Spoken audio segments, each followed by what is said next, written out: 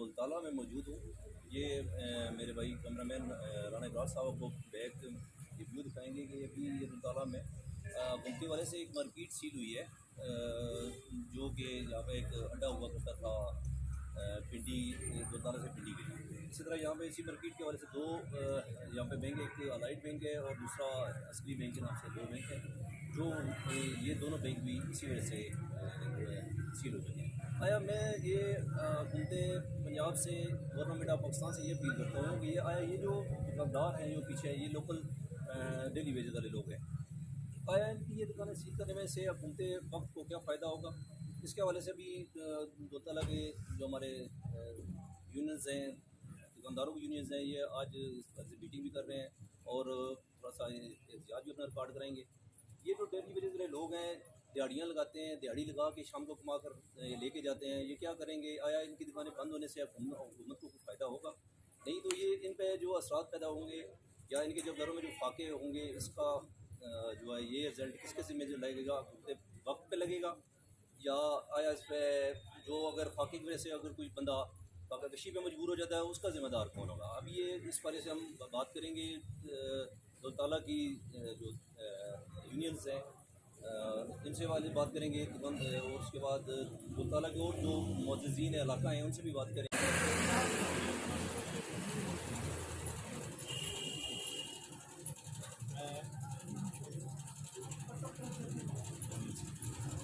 میں سب سے پہلے صافی برادری کے دونوں پریس کلب سے شکریہ ادا کرتا ہوں کہ آپ لوگوں نے سب سے تاجرہ دولتالہ کا ساتھ دیا. جیسا کہ آپ سب حضرات جانتے ہیں کہ دولتالہ میں جس مارکیٹ میں سب ہم بیٹھے ہیں، اس مارکیٹ کو کچھ دن پہلے مختلف وجوہات کی بنا پر سیل کر دیا گیا ہے. اس میں موجود تمام دکانیں زبردستی بند کر دی گئی ہیں. طرفہ تماشا یہ ہے کہ ان دکانوں میں تمام دیہڑی دار مزدور، مکینک، الیکٹریشین، پوش میکر وغیرہ اپنے اپنے بچوں کا روزانہ کی بنیاد پر نان نفقہ کا بندوبست کرنے کی کوشش کرتے ہیں. اور اب صورتحال یہ ہے کہ اس ظالمانہ اقدام کے نتیجے میں یہ سب خاندان فاتو کی نوبت تک آ پہنچے ہیں. ان کے سامنے اپنے گھر والوں سمیت خودکشی کے علاوہ کوئی رستہ نہیں بچا. دکانوں کے ساتھ مارکیٹ میں موجود دو بینک، عسکری بینک اور الائٹ بینک سیل کر دیے گئے ہیں، جس کی وجہ سے دولتالہ کی تاجر برادری کے ساتھ علاقہ بھر کے عوام سخت مشکلات کا شکار ہے. میں گزارش کروں گا انجمن تبصرہ تاجرہ دولتالہ کے صدر راجہ وحید صاحب، سینئر نائب صدر چودھری سعید صاحب اور سیکرٹری راجہ کاشف صاحب اپنے خیالات کا اظہار کریں گے. اس کے علاوہ یہاں جتنے بھی لوگ جو ظلم کا شکار ہیں، صافی برادریوں سے اپنے ٹائم پہ وہ سوال کریں گے. رائے صاحب.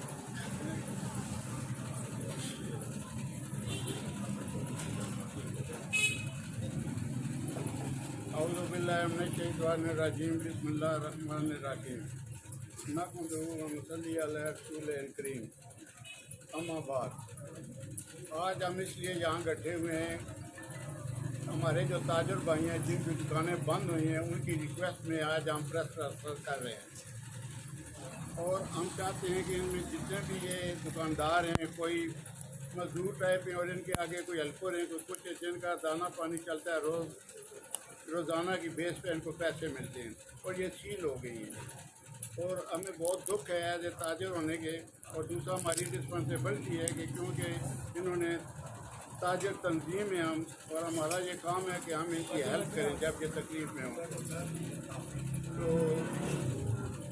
اس لیے ہم آپ سب سے درخواست کرتے ہیں اعلیٰ حکام سے کہ ان کے لیے جو بھی ہو سکتی ہے ڈی سی صاحب دونوں، ان کا سب سے بڑا نقصان جو ہے اس والا ہمارے طالب علموں کا ہو رہا ہے، کیونکہ ان کا داخلہ جو ہے وہ کھلا ہوا ہے اور سوائے لائٹ بینک ہے یہاں اور کوئی بینک نہیں ہے جس میں یہ اپنی داخلہ فیس وغیرہ جو ہے وہ جمع کرا سکیں. اس لیے میری مؤدبانہ گزارش ہے چیف جسٹس صاحب سے بھی کہ یہ جو ہمارے طالب علم ہیں ان کے سال ضائع نہ ہوں اور وقت پر یہ اپنا داخلہ جو ہے وہ جمع کرا سکیں. اور میرا خیال ہے کہ کل ان کی آخری تاریخ ہے اور برائے مہربانی پلیز ان جو ہمارے مسائل ہیں ان کو حل کیا جائے۔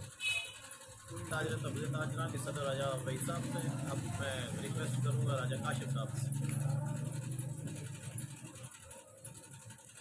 بسم اللہ الرحمن الرحیم۔ انجمن تحفظ تاجران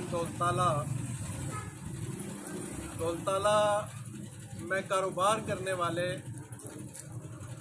دولتالہ کے اندر محنت کشی کے ساتھ اپنے کنبوں کو پالنے والے، دولتالہ کے اندر مختلف نوعیت کی مزدوریاں کرنے والے تمام محنت کشوں کی نمائندہ تنظیم ہے، اور ہمارا منشور اور ہمارا ماٹو ہے کہ ان طبقات کے ساتھ تعلق رکھنے والے کسی فرد کے ساتھ بھی کسی بھی درجے پہ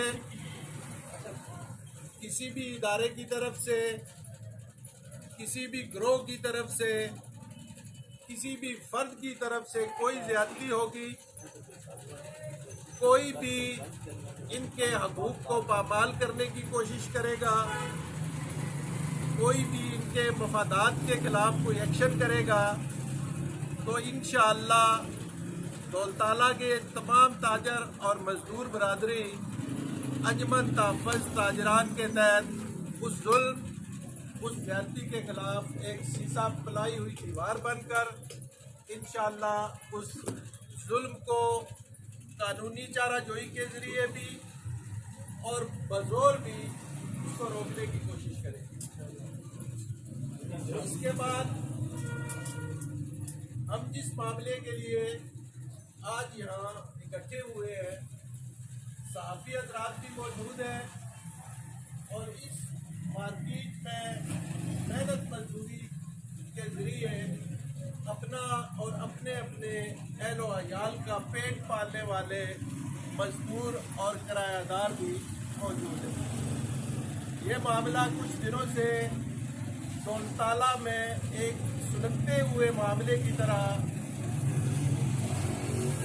ہمارے سامنے آیا ہے، انجمن تحفظ تاجران کے سامنے آیا ہے، اور انجمن تحفظ تاجران کی یہ جو تمام باجی ہے، تمام عہدیداران میٹنگ کے بعد اس بات کا فیصلہ کیا ہے کہ یہ ہمارا فرض منصبی بھی ہے، اور بحیثیت ایک مزدور کے اور ایک تاجر برادری کا حصہ ہونے کے اس حوالے سے بھی ہمارا فرض بنتا ہے کہ ہم اپنے ان بھائیوں کے لیے کہ جو اس وقت فاقہ کشی کی نوبت پہ آ پہنچے ہیں، میں عرض کرتا چلوں کہ یہ جو مارکیٹ ہے یہ کوئی کلاس مارکیٹ نہیں ہے، یہاں صرافہ بازار بھی نہیں ہے، یہاں کوئی بہت بڑے بڑے تھوک کے کام کرنے والے تاجر حضرات بھی نہیں ہیں۔ یہ تمام تر دکانیں ان لوگوں کی ہیں جو یا تو موٹر مکینک کے طور پہ کام کر رہے ہیں، یا الیکٹریشین کے طور پہ کام کر رہے ہیں، یا طرح طرح کی ہاتھ سے کام کرنے والے جو مزدوریاں ہیں وہ سر انجام دے رہے ہیں۔ اور اس سے آگے اور بھی ایک بھیانک چہرہ ہمارے سامنے آتا ہے کہ ہر مکینک کی دکان پر آپ سب جانتے ہیں کہ 2-4 جو ہیلپر کے طور پہ کام کرنے والے ہوتے ہیں، 100 200 400 کی دیہڑی لگا کر گھر لے جانے والے لوگ ہوتے ہیں، تو بچے ہیں، بڑے ہیں، جوان ہیں، بوڑھے ہیں، جو آج کل کے حالات ہمارے معاشرے کے، ہمارے ملک پاکستان کے ہیں، سب اوپر سے لے کر نیچے تک ہر فرد واقف ہے کہ زندگی گزارنا، صبح و شام تک اپنی زندگی کو پہنچانا، اپنے بچوں کے پیٹ کی جو دوزخ ہے اس کو 2 لقموں سے پر کرنا انتہائی مشکل ہو چلا ہے۔ اچھے خاصے جو سفید پوش لوگ ہیں، جو مڈل کلاس طبقہ ہے، وہ بھی اپنے 3 وقت کا کھانا پورا کرنے سے قاصر ہے۔ تو یہ بات ہمارے ذہن میں رہے اور ہم سوچیں کہ ہماری جس مارکیٹ میں اس وقت ہم بیٹھے ہیں، ان دکانوں میں وہ بچہ جو 200-300 روپے اپنے وہ کرایہ دار جو مکینک ہے اسے لے کے گھر جاتا تھا، ماں یا بوڑھا باپ या उसके छोटे छोटे बच्चे इस इंतज़ार में होते थे कि 2 किलो आटा ये फर्द लाएगा तो हमारे तवे पे 2 रोटियां पड़ेंगी और हम लोग अपने अपने हिस्से के 2 नवाले पेट में ले जाएंगे। तो कई दिनों से ये बात रुकी हुई है। ये मामलात यकीनन होंगे इंतजामिया के भी, इदारों के भी और मालिकान के भी। उसके हक़ाइक़ क्या है उससे भी हम बखूबी वाक़फ़ हैं, लेकिन उस दर्जे से हम अगर नीचे आके इन मज़दूरों के बारे में सोचेंगे तो मैं समझता हूँ कि अगर ज़रा सा भी दर्द दिल हो किसी फर्द के अंदर तो उसका दिल इस मुश्किल हालात से फटने के करीब हो जाएगा। और दूसरा मसला जो और ज़्यादा सुलगता हुआ है, जो हमारे सदर साहब ने अभी बयान कर दिया, मैं थोड़ी उसकी तफसील बयान करता चलूँ कि ये जो बैंक है, इनमें से एक बैंक जो है अलाइड बैंक है जो सील हुआ है। और आपकी मालूमात के लिए मैं अर्ज़ करूँ, हुकाम बाला की मालूमात के लिए अर्ज़ करता चलूँ कि ये जो सहाफ़ी भाई है हमारे, यकीनन इनकी बात आपके कानों तक पहुँचेगी कि हमारा दौलताला जो है ये सिर्फ एक ये कस्बा नहीं है, ये सैकड़ों देहात इर्द गिर्द इसके हैं जिनकी रोज़मर्रा की ज़रूरियात ये दौलताला पूरी करता है। और FSC का जो दाखिला भेजा जाता है, तमाम बच्चियाँ और बच्चे जो बोर्ड में अपीयर होते हैं, उसके लिए 2 बैंक्स का बोर्ड ने इजाज़त दी हुई है कि इनके ज़रिए आप अपना दाखिला भिजवा सकते हैं। उनमें एक तो पंजाब बैंक है जिसकी कोई शाख दौलताला में मौजूद नहीं है। दूसरा बैंक जो है वो अलाइड बैंक है जिसकी शाख दौलताला में मौजूद है। और इन जालिमों ने बग़ैर किसी चीज़ को एसेस किए, बग़ैर किसी की मजबूरी को देखे और बग़ैर इन बच्चों और बच्चियों की मजबूरियों को देखे, इनके वालिदैन जो बड़ी मुश्किल से अपने बच्चों और बच्चियों की तालीम का ये जो सिलसिला, इन हालात में भी जब तमाम आवाम की, तमाम जो लोअर तबका है उसकी सांसें इन हुक्मरानों ने, इस शराफिया ने और इन जो ऊपर बड़े बैठे हुए हैं फैसला लेने वाले ने उन्हें बंद की हुई हैं। और अब इन बच्चों और बच्चियों के सामने सिर्फ एक ही रास्ता है कि उनके जो बाप हैं, जो उनकी माएँ हैं, जो उनके भाई हैं, वो अपनी जेब से 5-7 हज़ार मज़ीद खर्च करें किराए की सूरत में, पूरा दिन ज़ाया करने की सूरत में, और गुजर खान जाएँ और वहाँ जाकर इन बच्चों और बच्चों के दाखिले जो है फीस के साथ करें। तो मैं ये मुतालबा करूँगा, हमारे सदर साहब ने फरमाया, ये हमारे बुजुर्ग हैं, बड़े हैं, कि इन्होंने कहा कि हम रिक्वेस्ट करते हैं सदर साहब, हम इनसे जो ऊपर ये जालिमाना एक्ट करने वाले हैं उनसे रिक्वेस्ट नहीं करते। अवाम आज उस जगह पर पहुंच चुकी है कि वो इन लोगों के गिरेबानों में हाथ डालने के बारे में सोच रही है। तो ये रिक्वेस्ट नहीं है, बस इतनी बात आपके कानों तक पहुँचा दूँ मैं कि खुदारा अवाम का ख्याल रखें। चारों तरफ से तंग पड़े हुए अवाम, उनकी ज़िंदगी की सांसें जो है वो बंद करने के बारे में ना सोचें, कोई तरीका निकाले, कोई इनकी फरियाद सुने। इन लोगों की ये दुकानें बंद हैं, अवाम और ताजर परेशान है बैंक्स के बंद होने की वजह से, और दर्द दिल पैदा करें उस दिन से पहले कि ये लोग रास्त इक़दाम पर मजबूर हो जाएं। तो मैं इसके साथ साथ इस मौके पर अपने सदर साहब और दीगर उहदेदारान की इजाज़त से मैं अपने ये भाई हैं इनके साथ यकजहती करते हुए, हम लोग आपके नुमाइंदा हैं, आपने हमें अपना नुमाइंदा चुना हुआ है, तो रात हो या दिन हो हम आपके साथ हैं। हम किसी भी जो इंतज़ामी दफातर है, गुजर खान में AC हमारा ज़िम्मेदार है, तहसील का ज़िम्मेदार होता है AC, हम उसके पास भी जाने के लिए तैयार हैं। और आपसे बल्कि कहेंगे ये रहनुमाई करते हुए कि आप प्रोग्राम बनाएं। कल ही हम अपनी रिक्वेस्ट लेकर, अपनी दरख्वास्त लेकर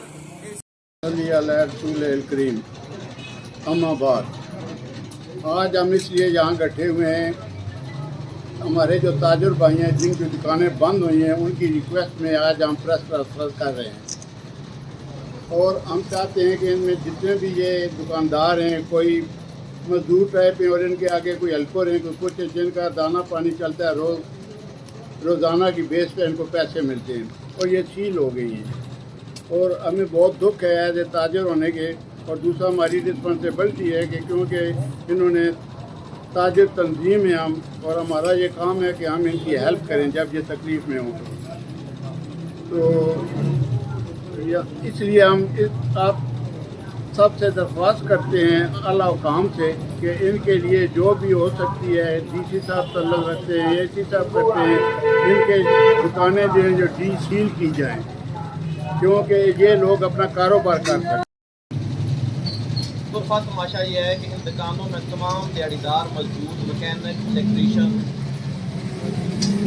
پوش میکر وغیرہ اپنے اپنے بچوں کا روزانہ کی بنیاد پر نان نفقہ کا بندوبست کرنے کی کوشش کرتے ہیں، اور اب صورتحال یہ ہے کہ اس ظالمانہ اقدام کے نتیجے میں یہ سب خاندان فاقوں کی نوبت تک آ پہنچے ہیں۔ ان کے سامنے اپنے گھر والوں سمیت خودکشی کے علاوہ کوئی رستہ نہیں بچا۔ دکانوں کے ساتھ مارکیٹ میں موجود 2 بینک، عسکری بینک اور الائٹ بینک سیل کر دیے گئے، جس کی وجہ سے دولتالہ کی تاجر برادری کے ساتھ علاقہ بھر کے عوام سخت مشکلات کا شکار ہے۔ میں گزارش کروں گا انجمن تبصرہ تاجران دولتالہ کے صدر راجہ وحید صاحب، سینئر نائب صدر اور صحافت جو ہے وہ ریاست کا اہم ستون بھی ہے، اور جب صحافی کوئی مسئلہ اجاگر کرتے ہیں تو اس کا اثر بھی ہوتا ہے اور اس کے نتائج بھی برآمد ہوتے ہیں۔ میں جتنا بھی ان کا شکریہ ادا کروں گا، میں ساری باتیں کاشف صاحب نے کی ہیں، عقیل صاحب نے بھی کی ہیں، راجہ وحید صاحب نے کی ہیں۔ یہاں ہمارے بھائی ٹرانسپورٹر بھی موجود ہیں۔ گورنمنٹ نے اڈا سیل کیا ہے، قانونی تقاضے کیا ہیں کیا نہیں ہیں۔ ڈپٹی کمشنر صاحب کے پاس بہت بڑا آفس ہے، اسسٹنٹ کمشنر صاحب کے پاس بہت بڑا آفس ہے، وہ تحصیل اور ضلع کے ذمہ دار ہیں لوگوں کے مسائل کے۔ اگر کسی قانونی وجہ سے اڈے بند ہو گئے ہیں تو ٹرانسپورٹروں کو اور مسافروں کو متبادل سہولیات ملنی چاہیے، اور جو بیچارے دکاندار دکانوں میں بیٹھے ہوئے ہیں، اگر لینڈ لارڈ کا اور گورنمنٹ کا وہ مسئلہ ہے تو میرے خیال میں تو پورے دولتالے میں مجھے ایک ہی مارکیٹ نظر آئی ہے جس کا مسئلہ ہے، باقی تو شاید ساری قانون کے مطابق ہیں۔ تو یہ جو مخصوص وکٹم ہے، مخصوص نشانہ ہے، یہ بھی ایک سوالیہ نشان ہے حکومت پر بھی اور انتظامیہ پر بھی۔ اور پھر یہ جو مزدور ہیں بیچارے دکانوں کے اندر، کرایہ دار ہیں، دیہڑی دار ہیں، ان کے ساتھ ظلم عظیم ہے۔ اور کسی سوکھے امیر بندے کے لیے مسئلہ پیدا ہوتا ہے تو سو موٹو ایکشن بھی ہوتا ہے۔ اس ملک کے اندر یہ جو دوہرا نظام قانون ہے یہ بھی سوالیہ نشان ہے، اور سو موٹو ایکشن بھی ہو سکتا ہے کورٹ کی طرف سے۔ اور اسسٹنٹ کمشنر اور ڈپٹی کمشنر سے میں ملتمس ہوں کہ ٹرانسپورٹرز کے اور ان دکانداروں کے، ان غریبوں کے، کرایہ داروں کے مسائل حل ہونے چاہیے۔ ہم بذریعہ پریس بھی کہتے ہیں، اور کاشف صاحب نے جس طرح کہا ہے ہم ان کے پاس جانے کے لیے تیار ہیں، حالانکہ وہ تنخواہیں اور دفاتر اور بڑی بڑی گاڑیاں اس لیے ان کو دی ہوئی ہیں، ہم نے ہمارے ٹیکسوں سے وہ رکھتے ہیں کہ وہ آ کے ہمارے مسائل کو خود دیکھیں اور حل کریں۔ لیکن ہم یہ ہمارا ملک ہے، ہم یہاں امن چاہتے ہیں، افراتفری نہیں چاہتے ہیں۔ ہم ان کے دفتروں میں بھی جا کے انہیں جگانے کے لیے ٹھنڈے اے سیوں میں وہ بیٹھے ہوئے تیار ہیں، لیکن اگر یہ مسئلہ حل نہیں ہوتا ہے تو آج ہم پریس کے ذریعے گڈ سینس میں بات کر رہے ہیں، اور تاجر برادری کو اگر اس مسئلے میں پورے دولتالے کو، یہ جو یہاں پہ مسائل زدہ لوگ ہیں دکاندار، ان کے ساتھ یکجہتی کے لیے ہمیں اپنے کاروبار بھی بند کرنے پڑے تو ہم اس سے بھی انشاءاللہ گریز نہیں کریں گے۔ میں سمجھتا ہوں کہ ہماری آج کی تھوڑی کوشش کو انتظامیہ سمجھے، سوچے، اس پر توجہ دے، یہ مسئلہ حل کرے۔ ابھی یہ انڈر کنٹرول ہے، ایسا نہ ہو جائے کہ پھر پورا دولتالہ انتظامیہ کے لیے پریشانی بن جائے اور انتظامیہ دولتالے کے لیے پریشانی بن جائے۔ ہم پرامن شہری ہیں، ہم ٹیکس پیئر ہیں، یہاں ٹرانسپورٹرز کو بڑے مسائل ہیں، یہ ٹیکسز دیتے ہیں، ٹوکن ٹیکس دیتے ہیں، بزنس مین جو ہیں وہ ٹیکس دیتے ہیں اور اس سے سرکار کے خزانے بھرتے ہیں۔ انہیں بالکل کیڑا مکوڑا نہ سمجھا جائے، یہ جب اٹھ کھڑے ہوں گے تو مسائل پیدا ہوں گے۔ اس وقت میرے ساتھ اس مارکیٹ کے دکاندار سارے موجود ہیں جو جن کی دکانیں سیل ہو چکی ہیں، یہ اپنا اپنا ویو دیں گے، ظاہر ان کے کاروبار متاثر ہوئے ہیں، اس بارے میں اپنا اپنا یہ بتائیں گے۔ ظاہر ہے ان کا چولہا جو ہے وہ ہو چکا ہے اور نوبت فاقوں تک آ چکی ہے۔ ابھی ان سے میں ویو لیتا ہوں۔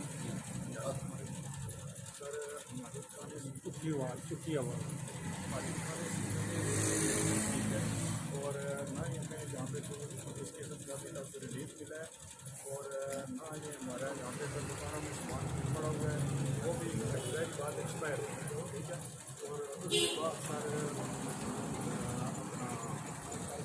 ہمارے کاروبار بہت متاثر ہوتے ہیں. ہمارا جو ہوتا ہے ادھر جو ہوتا ہے وہ روڈ کے ساتھ ہے, گاڑیاں وہ بند ہیں. جی السلام علیکم جناب. ہماری طرف سے ایک خصوصی پیغام ہے حکومت کو, کیونکہ ہم جمعے والے دن ہمارے ساتھ بہت بڑی زیادتی ہوئی ہے, کیونکہ ہم جمعہ پڑھ کے گھر چلے گئے ہیں, ہماری دکانیں بند ہوئی ہیں, تالے لگے ہیں, تو ہمیں بغیر کسی نوٹس کے, بغیر کسی آگاہ کیے ہوئے, بغیر کسی وجہ کے ہماری دکانوں کو سیل کیا گیا ہے اور تالے لگائے گئے ہیں اور ان کے اوپر موریں لگائی گئی ہیں. ہمیں ایسا ذلیل و خوار کیا گیا ہے کہ ہم ایسے پریشان ہیں. ہمیں کھانے کے کچھ مطلب ہمارے پاس جو کچھ ہوتا ہے, ہم صبح کماتے ہیں 100, 150, 200, 300 کماتے ہیں, وہ شام کو جا کے اپنے بچوں کو دیتے ہیں. اور ابھی ہمارا یہ حالات ہو گئے ہیں. ہماری زندگی دیکھیں, ہمارے حالات کو دیکھیں, ہمارے دکانوں کو دیکھیں, ہمارے سسٹم ایسے ہو گئے ہیں کہ یہ ہمارے 4 دن ہو گئے ہمارے, کوئی انہوں نے ہمارے بارے میں کچھ نہیں سوچا. ہم بالکل تنگ آ کے ہم یہ ان لوگوں سے بات کر رہے ہیں کہ تاکہ ہمارے معاملات حل کیے جائیں, ہماری اس مشکل کا حل کیا جائے, ہمارے یہ پرابلم دور کی جائے. اور یہ زیادتی کی ہے انہوں نے, بغیر کسی نوٹس کے, بغیر کسی بغیر بتائے انہوں نے ہمارے تالے لگا دیے ہیں, سیلیں لگا دیے ہیں, نوٹس لگا دیے ہیں کہ آپ کی دکانیں سیل کر دی گئی ہیں. آج 4تھا دن ہو گیا, ہمارا اس پہ کوئی انہوں نے عمل دخل نہیں کیا. ہمارے ابھی یہ مہینہ پورا ہونے والا ہے, ہم نے ان کے لوازمات دینے ہیں, دکانوں کے کرائے دینے ہیں. آگے ہمارے چھوٹے چھوٹے بچے جو ہمارے پاس لوگ کام کرتے ہیں, ان کی پیمنٹیں, ان کے بچے ہوتے ہیں, آگے ان کے 100 مسائل ہوتے ہیں. اس لیے جناب ہماری آپ سے ریکویسٹ ہے کہ آپ ہمارے یہ معاملات حل کریں, ہماری ان مشکلات کو حل کریں, کیونکہ انہوں نے ہمارے ساتھ بہت زیادتی کی. ساتھی بھائیوں کا میں شکریہ ادا کرتا ہوں, آپ ہمارے پاس آئے ہیں. تو ہمارا آگے ہی بجلی کے بل 10-10 ہزار روپیہ ہم نے جمع نہیں کروایا, نہ کروا سکتے ہیں کیونکہ ہمارے کاروبار بالکل نہیں ہے. تو لہٰذا ہم حکومت سے یہ کہتے ہیں, کوئی ہم سیاسی لوگ نہیں ہیں, یہ سیاست کی وجہ سے آپ نے مارکیٹ ہماری بند کر دیا ہے. ہم مزدور لوگ ہیں, ہمارا کاروبار جو ہے زیادہ سے زیادہ 2 لاکھ سے شروع ہو رہا ہے. تو یہ ہمارا مسئلہ حل نہ کیا گیا, کل ہم مندہ چکوار روڈ بھی بند کریں گے, ہم احتجاج کریں گے, ہم FIR بھی اپنے اوپر لے لیں گے. لہٰذا ہمارا مسئلہ جلد سے جلد حل کیا جائے.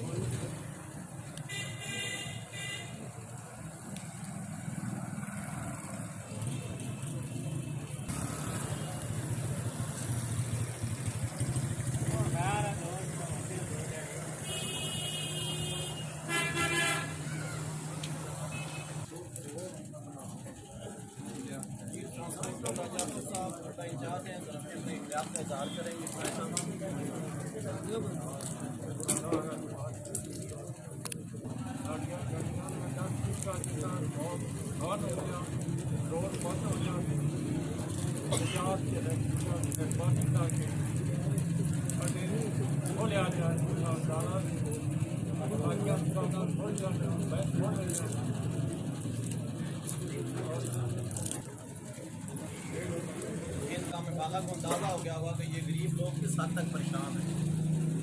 ان کا سامان اندر پڑا ہوا ہے اور خراب ہو رہا ہے, ان کی مدد کی جائے.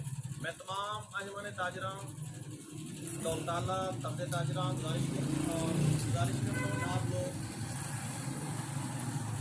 اس پریشانی کو دور کریں گے بغیر کسی رکاوٹ کے. اگر ان مسائل کو سنجیدگی سے نہ لیا گیا, اس کے بعد ہم اپنا آئندہ کا لائے عمل طے کریں گے. میں تمام جو لوگ یہاں تشریف آئے ہیں ان کا شکریہ ادا کرتا ہوں.